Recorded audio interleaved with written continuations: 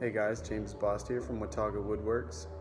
So the original plan was for us to set up a display table on Sanford Mall, but unfortunately the weather's been kind of cold and windy, so here we are in the lobby of the Standard. This is a pretty popular spot for residents to come down and grab coffee or do homework.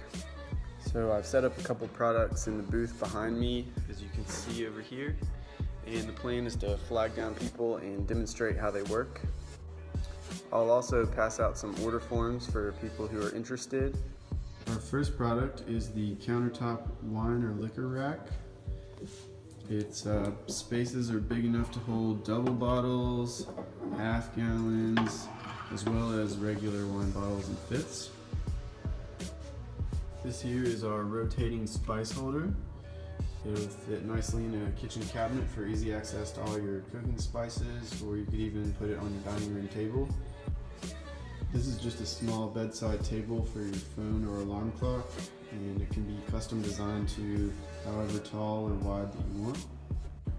Our products are fitted with pegs and not screws for a more professional looking appearance. I've got a slideshow going to demonstrate some of our less portable products.